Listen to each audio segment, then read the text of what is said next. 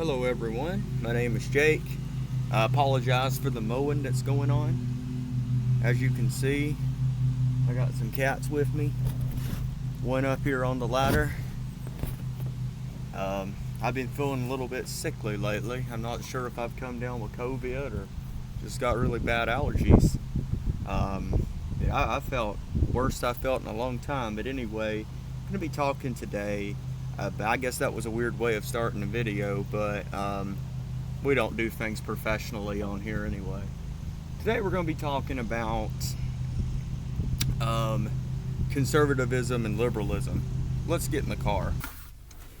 So it seems to me that a lot of Christians kind of hold to either conservatism or liberalism. You know, you've got your liberal churches like the United Methodist Church, which is where I used to go to church at years and years ago. And then you've also got, more your conservative type churches, more like Southern Baptist, like I used to also have been to before as well. And in the liberal churches, they mostly just preached a doctrine of liberalism that's kind of like, it's basically like the same thing as liberalism. It's just under the disguise, I guess, of Christianity. You know, like it's basically they are saying the same stuff that you hear the liberals say.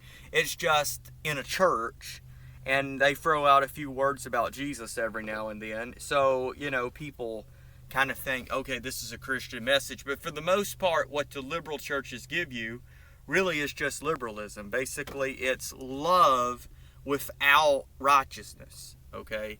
Love without righteousness, you know, just love everybody. Love your neighbor as yourself. They preach that. Amen. But they don't preach love God with all your heart, mind, soul, and strength. Because if they did, they would recognize that, you know, if you love me, keep my commands. So you see why they miss that part. And the conservative churches, they tend to, now some conservative churches are good, you know, they might just preach the whole Bible, but a lot of churches tend to only focus on the things that Republicans stand for. Like, for example, they preach against abortions. Amen, we agree with that.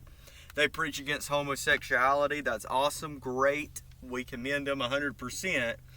But it's kind of like that's as far as they go, though, you know. It's like those are the only two sins that they really are interested in preaching against. I apologize about all the moving around, but you know, you got somebody on a lawnmower, you've got the sun's glare, and it's just hard to get a good place to actually film this time of day. But I guess the point that I'm making is that there's nothing wrong necessarily in and of itself with being conservative, but you know, God is calling us to be, God is calling us to go further than just being a conservative, right? God is calling us to go further than being a conservative. You know, you can be a conservative and be a born-again Christian, amen, but God's calling us to go further than that, all right?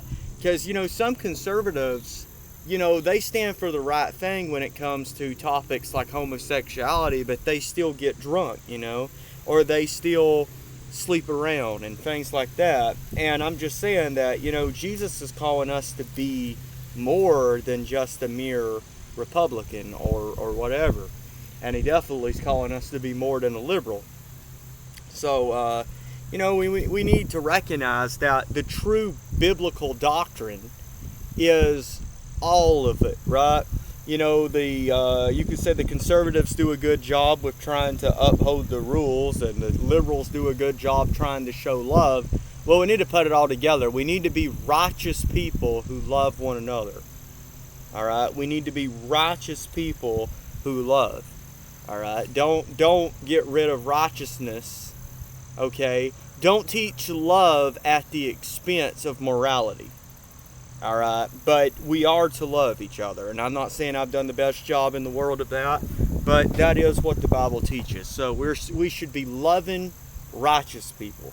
All right, and sometimes the church puts such an emphasis on love that it don't matter if you're righteous, and then sometimes the church puts such an emphasis on righteousness that you've got everybody barking at each other like you do on YouTube.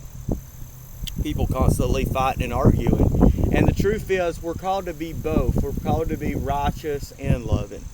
So hopefully you got something out of this video. God bless you.